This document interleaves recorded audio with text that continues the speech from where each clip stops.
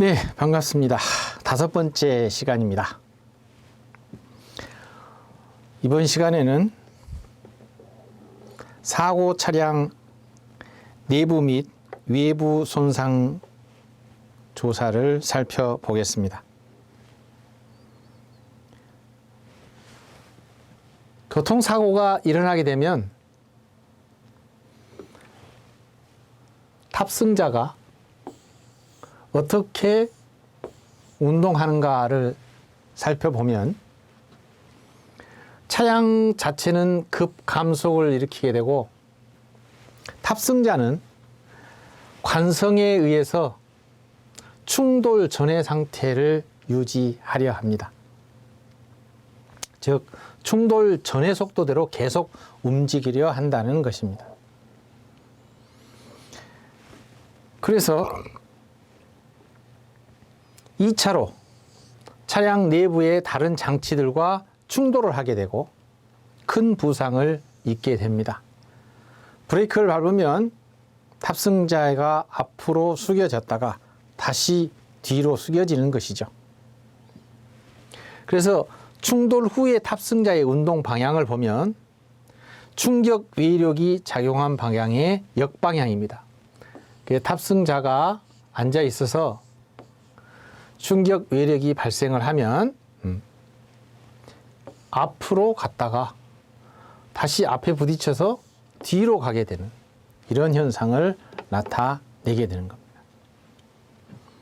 즉, 충격 외력이 뒤에서 앞으로 발생했는데 탑승자는 뒤로 가게 되는 그런 현상을 이야기합니다. 탑승자의 충돌 후의 운동 방향을 보면 이렇습니다. 전면 충돌 이렇게 되면 탑승자는 앞으로 이동을 하게 되고요. 후방 충돌이 되면 탑승자는 뒤쪽으로 이동이 됩니다. 측면에서 충돌을 받으면 가해 차량의 탑승자는 앞으로 이동함과 동시에 피해 차량의 탑승자는 가해 차량 쪽으로, 즉 앞서 이야기한 것처럼 충격 방향을 따라서 이동하게 된다는 것입니다. 사고 당시 운전자와 탑승자의 규명입니다. 사고 당시 운전자는 누구였을까? 또 탑승자가 어느 좌석에 앉아 있었을까? 라고 하는 것은 탑승자의 충돌 후 운동 방향, 즉 차량 외부의 충돌 부위에 의한 충격 외력의 작용 방향을 통해서 추정할 수 있고요.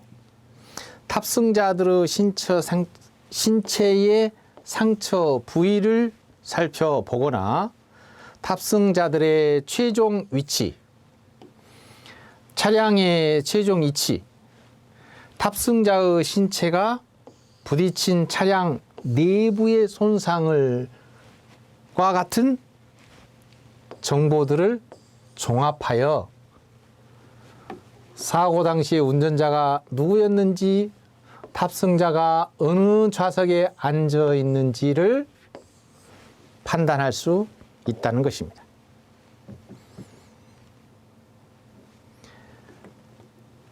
운전자와 탑승자 규명을 위해서 때로는 이 조향 휠의 손상 상태와 탑승자의 신발 밑창에 나타난 브레이크 페달이나 가속 페달의 자국, 깨진 전면 유리에 묻은 머리카락이나 혈흔, 조향 핸들이나 룸미러에 묻은 지문 등을 보고 누가 운전을 했는지, 누가 탑승했는지를 규명할 수 있습니다.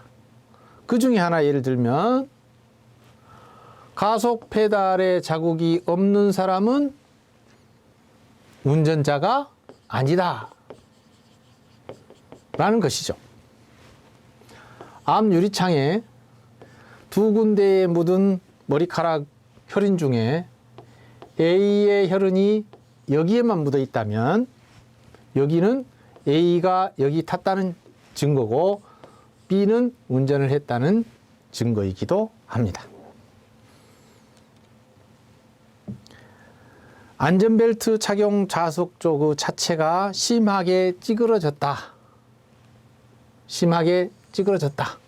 이렇게 한다면 사고 당시 안전벨트를 착용하고 있었다 하더라도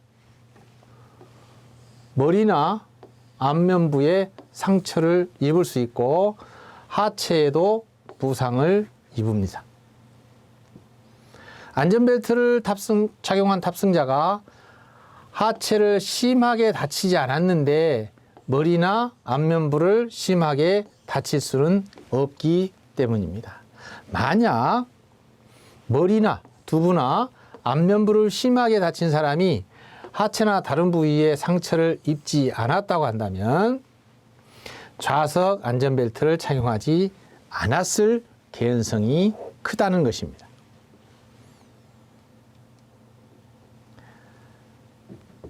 사고 당시 운전자와 탑승자가 안전벨트를 착용했는지를 규명하기 위해서는 운전자 및 탑승자의 부상 위치, 어디를 부상당했는가와 사고 전후 안전벨트의 상태 등을 조사함으로써 알 수 있습니다. 다음은 탑승자의 부상 원인 조사와 기타 조사입니다. 차량 내부에서 탑승자에게 부상을 입힐 수 있는 주요 구조물들을 살펴보면 앞 유리와 옆 유리, 좌석의 골조, 핸들, 창틀, 계기판이나 대시보드, 바닥, 천장 구조물. 천장 구조물은 전도나 전복되었을 때 부상을 입을 수 있습니다. 또한 내부의 구조물 중 강성이 있는 부분인데요. 옆 창문이나 문짝 손잡이, 그리고 손잡이, 거울, 안전벨트를 시트에 고정시키기 위한 볼트나 너트 부분 등입니다.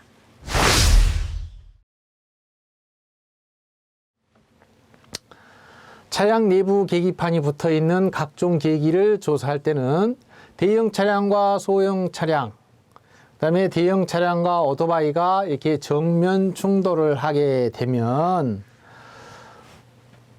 속도계는 이 눈금이 고정될 수가 있습니다. 이 경우는 계기판이 직접 손상으로 파손된 경우에 눈금이 고정되는 것입니다. 따라서 계기판의 바늘이 가리키는 수치는 사고 당시의 주행 속도이거나 사고 당시의 엔진 회진수에 해당이 됩니다. 그러나 사실상 이러한 경우는 드물게 발생하고요. 최근에는 전자 계기판이 등장을 했고요. 블랙박스도 등장을 해서 이런 사례가 그렇게 많지는 않습니다. 이 속도에 대해서는 현재 디지털 타고그래프라고 해서 운행 기록계를 장착하도록 되어 있고요. 영업용 차량의 경우에 그 외에 EDR이라고 해서 이벤트 데이터 레코드입니다. 이게 에어백이 터질 당시에 어느 속도인지 엔진의 상태 등을 기록하는 장치입니다. 그래서 이러한 것들이 나와 있기 때문에 최근에 이런 속도계를 조사한다는 것은 그리 큰 의미는 없다고 보겠습니다. 계기판이 멈춘 상태입니다. 멈춘 상태요. 찌그러진 상태이고요. 자, 승용차끼리의 정면 충돌과 같이 최초 충돌에서 최대 접합을 거쳐서 이렇게 정지할 때까지 속도 변화가 심하거나 탑승자에 의한 2차 충돌로 계기판 바늘이 부딪혀 얹혀진 경우, 이때는 그 바늘이 받은 어떤 힘이 눈금 계기를 파손시킬 때 바늘이 움직이게 하므로 이건 역시 주의해야 한다는 내용이고요. 사고 후에 각종 계기판이 변하는 경우가 있는데요. 사고 당시의 실제 속도 또는 엔진 회전수보다 높은 수치를 가리키는 경우가 있습니다. 때로는 0을 가리키고 있는 경우도 있죠. 그래서 계기판에 눈금 바늘이 가리키고 있는 수치는 확신이 서지 않는 한 참고로 하되 단정해서는 안 된다는 것입니다. 다음은 사고 차량 외부 손상 조사에 대하여 살펴보도록 하겠습니다. 첫 번째, 유리 손상입니다. 자, 유리는 접합유리와 강화유리 두 가지 종류가 있습니다. 이 접합유리는 일명 이중유리, 안전유리다 이렇게도 얘기를 하는데, 두 개의 판유리 중간에 이렇게 합성수지 필름을 샌드위치 모양으로 끼워서 접착한 것입니다. 외력의 작용에 의해서 파손될 때 이 중간막에 의해서 파편의 대부분이 흩어지지 않아서 주로 자동차의 앞 창유리로 사용한다고 합니다. 접합유리가 있는데요. 접합유리는 일반적으로 방사선 또는 거미줄 모양으로 갈라지게 되어 있습니다. 그리고 손상된 중심에는 이렇게 구멍이 나기도 합니다. 자, 이런 상태를 보입니다. 이거는 버스의 전면유리 손상 상태입니다.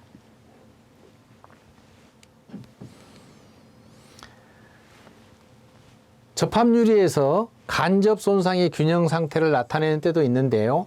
평행함 모양이나 바둑판 모양으로 갈라진 모습을 보이고요.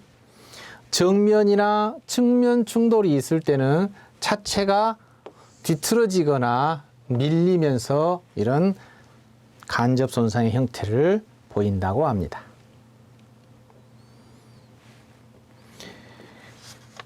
자동차의 전면 유리 이외의 부분에 적용된대요. 보통의 판유리를 가열해서 이 강화유리입니다. 강화유리는 전면 유리를 빼고 다른 부분에 쓰는데요. 판유리를 가열해서 급냉시키면 유리의 결정을 아주 치밀하게 만든다고 합니다. 그래서 이 강화유리는 잘 깨지지 않게 함과 동시에 깨졌더라도 일반적인 유리 파편처럼 이 날카롭게 되지 않는 게 중요한 사항입니다. 그래서 둥글게 되어서 파편에 의한 신체 손상을 방지하도록 제작한 것이 강화유리입니다. 유리가 파손되면 산산이 조각나면서 흩어지고요. 파손된 유리 조각으로 직접 손상이나 간접 손상을 구분할 수 없습니다. 즉, 다른 물체와 접촉에 의한 것인지, 차체의 뒤틀림에 의한 것인지 흔적이 없기 때문에 알 수가 없다고 합니다.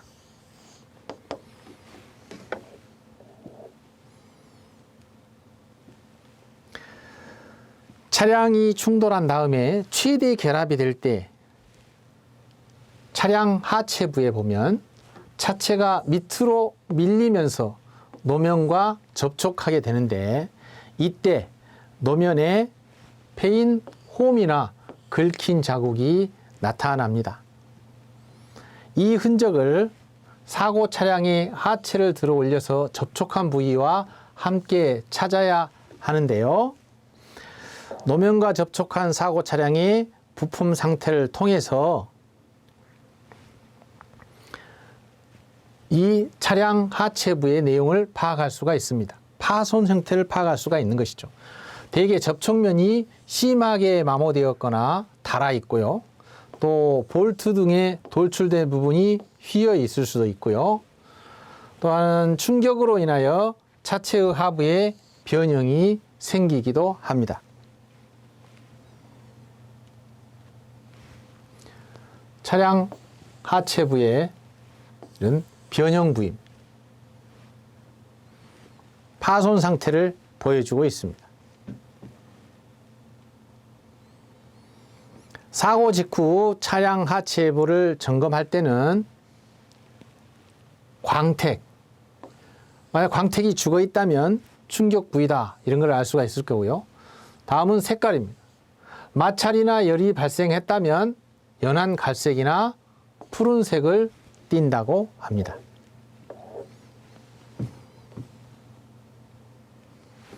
자, 차량 하체부에 보면 이 스프링을 이렇게 묶어 놓은 판 스프링의 손상 형태입니다. 묶어져 있어야 되지만 흩어져 있으면 손상이 된 것입니다. 다음은 타이어 손상에 대하여 살펴보도록 하겠습니다. 먼저 타이어에 분리가 있습니다. 고속이나 과하중 또는 공기압이 부족한 이런 비정상적인 주행 조건을 가면 계속해서 비정상적인 주행 조건에서 계속적인 주행을 하면 사이드월 부인이 굽혀지거나 발열량이 급격히 높아지면서 가장 방열 효과가 나쁜 숄더 부위에 응력이 집중됩니다. 그때의 고무와 코드의 접착력은 낮아지면서 휠과 분리된다는 것입니다.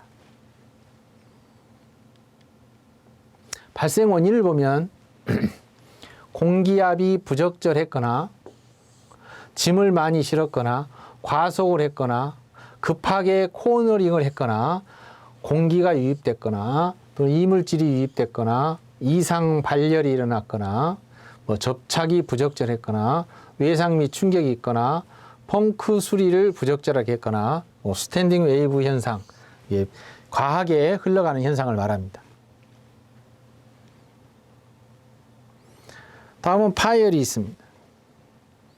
타이어 내외부의 충격으로 트레드가 X, Y, L자 형태로 파열되거나 숄더가 파열되는 것을 말합니다.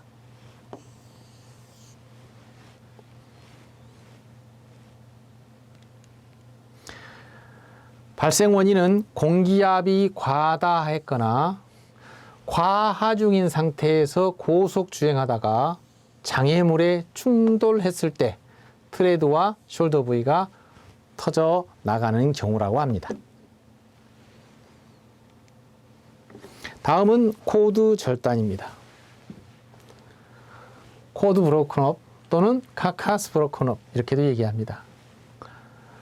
타이어 내부의 골격인 플라이 코드의 섬유나 스틸, 쇠로 되어 있는데요. 이것이 충격에 의해서 부분적 또는 전원주라면 전 부분 둥그렇게 된 부분에 걸쳐서 원주 방향이나 경사 방향으로 절단돼서 손상되는 것을 코드 절단이라고 말합니다. 발생 원인은 외상이 있거나 못박힘이거나 공기가 빠졌거나 코드 정렬이 부적절했거나 가열됐거나 공기압이 부적절했거나 충격이 있거나 짐을 많이 실었거나 펑크 수리가 부적절했거나 그러니까 앞의 원인과도 중복되는 부분이 있습니다. 다음은 비드와이어 절단입니다. 비드와이어 절단 형태를 보면 타이어의 비드와이어가 절단되는 현상에서부터 사이드월까지 파열하고 있는 경우, 사이드월이라는 자동 타이어 바퀴의 좌우를 말합니다. 비드와이어는 손상이 있는데 외상이 없는 경우도 있을 수 있습니다.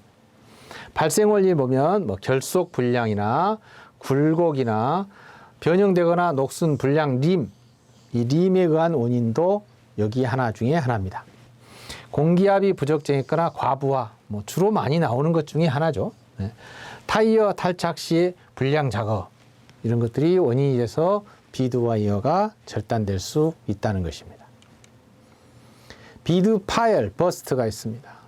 타이어 비드가 끊어져 파괴되는 현상인데요. 발생 원인은 변형되었거나 녹슨 불량 림, 공기압이 부적절했거나 과부하, 이거 역시 또 나왔군요. 네.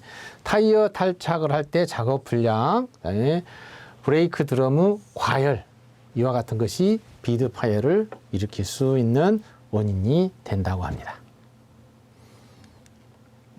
자, 그 내용을 한번 보겠습니다. 네. 이렇게.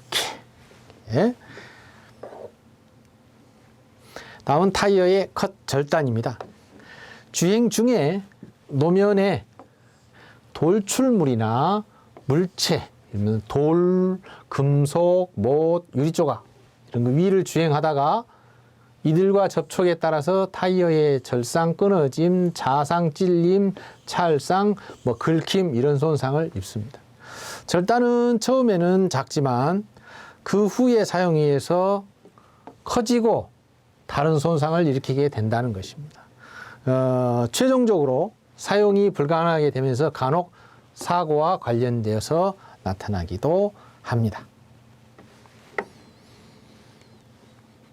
발생 원인을 보면 장애물과 접촉을 했거나 과도한 공전을 했거나 금속물, 돌, 차체 등과 접촉을 했거나 복륜 사이에, 이 복륜은 바퀴가 두 개가 있는 것을 말합니다. 이 사이에 돌이 끼는 것이죠. 돌이 끼어서 계속 박혀가면서 좌우를 일단시키는 겁니다. 자, 바퀴가 이렇게 있죠. 그래서 두 개가 복륜이라는 겁니다. 이게 화물차 등에 많이 사용합니다.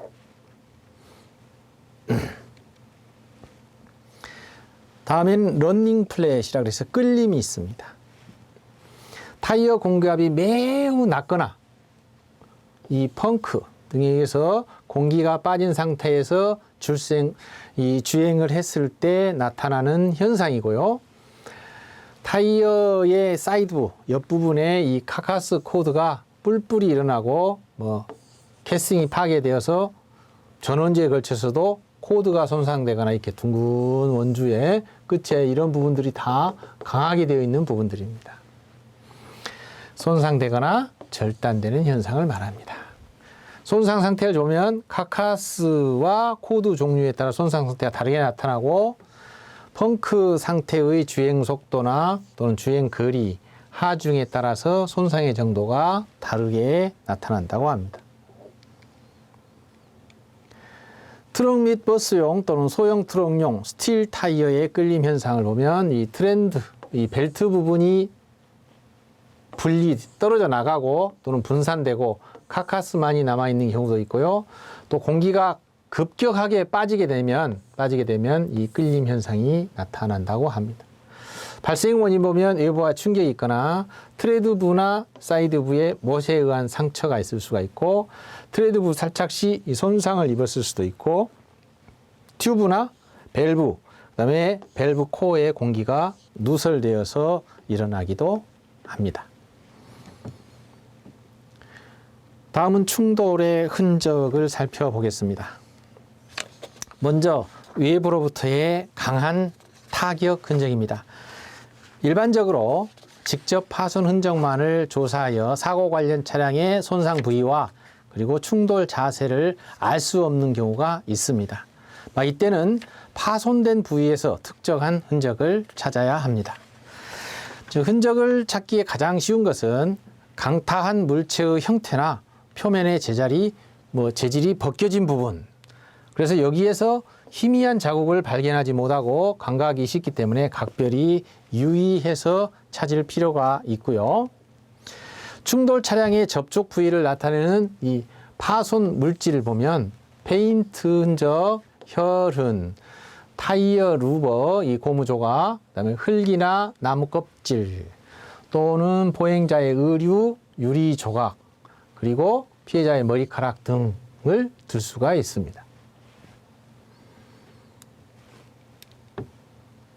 외부로부터 강한 흔적 보면 양 차량이 충돌 후에 최대 결합하고 있는 동안의 움직임은 부품 형태가 찍힌 것이나 재질이 벗겨짐에 의해 나타나기도 하는데요. 완전 충돌이 이루어지면 그 흔적은 두 접촉 부위가 강하게 압박되고 있을 때 발생하고요. 흔적이 형성되는 정지 상태를 바로 나타내 줄 수도 있다는 것입니다. 스쳐 지나간 흔적은 정지된 상태에 도달하지 않고 양 차량의 접촉 부위가 서로 다른 속도로 움직이고 있었다는 것을 이야기해 줍니다. 그래서 측면 접촉 사고로서 스치고 지나간 충격이 되겠습니다. 자, 스친 흔적에 대한 판정 요령을 보면, 스친 흔적은 눈물방울 흔적과 같이 나타나고 문지른 끝부분에 나타난다라고 하는 거죠. 자, 동일 진행 방향으로 두 대의 차량이 서로 옆을 문지른 경우, 자, 어느 차량의 속도가 빠른지 알 수가 있습니다. 자, 문지른 주행 방향입니다. 처음에는 적게 크게, 그 다음에 페인트가 벗겨진 흔적이 있고요. 그 다음에 눈물방울로 나타난다는 이야기입니다. 스친 흔적을 판정하는 요령을 보면 진행 속도가 느린 차량의 문지른 흔적의 방향은 뒤에서 앞으로 나타난다라는 거고요. 진행 속도가 빠른 차량의 문지른 흔적의 방향은 앞에서 뒤로 나타난다라는 거죠. 충돌로 인해서 타이어에 문질러진 흔적을 보면 순간적으로 강한 힘이 작용해서 노면과의 마찰로 열이 발생하면서 타이어의 접지면이 검게 변한 모습으로 나타나는데, 이 흔적을 발견하기 위해서는 사고 차량의 타이어를 살펴보면서 확인해야 합니다. 문제 풀어볼까요? 네, 문제 1번. 다음 충돌 방향과 충돌에 따른 탑승자의 운동 방향 설명이 잘못 연결된 것은, 자, 전면 충돌하면 탑승자는 앞으로 이동한다. 자, 후방 충돌하면 탑승자는 앞쪽으로 이동한다. 자, 측면 충돌하면 가해 차량의 탑승자는 앞으로 이동한다. 측면 추돌을 했을 때 피해 차량의 탑승자는 가해 차량 쪽으로 탑승한다 라고 하는 거죠. 당연히 뒤에서 충격을 받았으므로 어디로 가야 되겠어요? 힘은 뒤로 가야 되겠죠. 그래서 답은 나번입니다. 나번. 2번 문제. 유리가 열처리 되어 보통 유리의 3배에서 5배의 충격에도 강하며 파손 시 잘게 부서지는 유리는 뭘까요? 보통 유리, 강화 유리, 가정 유리, 합성 유리, 무슨 유리다? 네, 강화 유리였습니다. 다음 3번. 다음의 충돌 흔적 중 외부 강타의 흔적에 속하지 않는 것은, 자, 외부의 페인트 흔적이다, 보행자 오류다, 혈흔이다, 자동차 내부의 파손 흔적이다. 자, 어느 게 맞을까요? 보겠습니다. 외부의 강타 흔적은 페인트 맞고요. 타이어, 루버, 보행자의 의류 맞고요. 그다음에 피해자의 머리카락, 혈흔, 네, 혈흔 있네요. 자, 머리카락, 유리 조각, 흙이나 나무 껍질 이런 게 있습니다. 자동차 내부의 파손 흔적은 충돌 흔적에, 외부 강타 흔적에 속하지 않는다는 것입니다. 요약 정리해 드리겠습니다. 사고 차량 내부 조사는 탑승자의 충돌 후 운동 방향을 파악하는 건데요. 전면 충돌 시 탑승자는 앞으로 이동하게 되고 후방 충돌 시 전면과 반대로 이동한다. 사고 당시 운전자와 탑승자를 규명하는 것은 탑승자의 충돌 후 운동 방향과 탑승자들의 신체 상처 부위, 탑승자들의 최종 위치, 그 다음에 차량의 최종 위치, 탑승자의 신체가 부딪힌 차량 내부의 손상 등을 종합해서 판단한다. 사고 당시 안전벨트 착용 여부에 대해서는 운전자 및 탑승자의 부상 부위, 사고 전후 안전벨트의 상태 등을 조사해서 알 수가 있겠고요. 차량 내부에서 부상을 입힐 수 있는 구조물들은 앞유리, 옆유리, 핸들, 계기판, 대시보드, 좌석, 골조, 천장 구조물, 창틀, 바닥 내부 구조물 중 강성이 있는 부분, 그래서 옆 창문이나 손잡이, 도어 손잡이, 거울, 안전벨트를 시트에 고정시키는 볼트나 너트 이런 것들이 있습니다. 정면 충돌을 하게 되면 각종 계기 조사에 있어서 정면 충돌을 하게 되면 계기판이 직접 손상을 입어서 파손됐다. 이때는 바늘이 가리키는 수치가 사고 당시의 주행 속도 혹은 엔진 수준하고 판단할 수 있다. 그러나 섣불리 판단하지 마라. 이렇게 얘기를 해줬죠. 뭐 최근에는 DTG나 EDR 같은 전문 기록도 있다. 이렇게 말씀을 드렸습니다. 최초 충돌에서 최대 접합을 거쳐서 정지할 때까지 속도 변화가 심하거나 차량 탑승자에 의한 2차 충돌로 계기판 바늘이 얹혀지면 그 바늘이 어떤 힘이 가겠니를 알 수가 없으므로 주의해야 한다. 사고 차량의 외부 손상 조사입니다. 유리 손상. 유리는 접합유리와 강화유리가 있는데 주로 접합유리는 자동차의 앞창에 쓰고요. 자, 직접 손상은 보면 거미줄 모양으로 갈라진다. 중심에는 구멍이 나 있다. 간접 손상을 보면 평행한 모양이나 바둑판 모양으로 갈라지는데 정면 충돌이나 측면 충돌이면 차체가 밀리면서 일어나기도 한다. 자, 강화 유리를 보면 전면 유리 이외의 부분에 쓴다. 전면 유리 이외의 부분에 쓴다. 자, 유리가 파산되면 산산조각 나면서 흩어지게 되고 이 유리 조각으로 직접 혹은 간접 손상을 구분할 수는 있다 없다? 없다라는 겁니다. 차량 하체 봅니다. 광택 유무의 상태를 보고 충격 부위를 알 수 있고요. 마찰이나 열이 발생한다면 연한 갈색이나 푸른색을 띠고요. 자, 타이어의 손상을 보면 분리되거나 파열되거나 코드가 절단하거나 비드 와이어가 절단하거나 비드가 파열되거나 절단되거나 끌림 이런 현상들이 나타날 수 있습니다. 자, 충돌의 흔적을 보면 외부로부터의 강한 타격 흔적이라든가 스친 흔적이라든가 충돌로 인해 타이어에 문질러진 흔적을 알 수가 있습니다.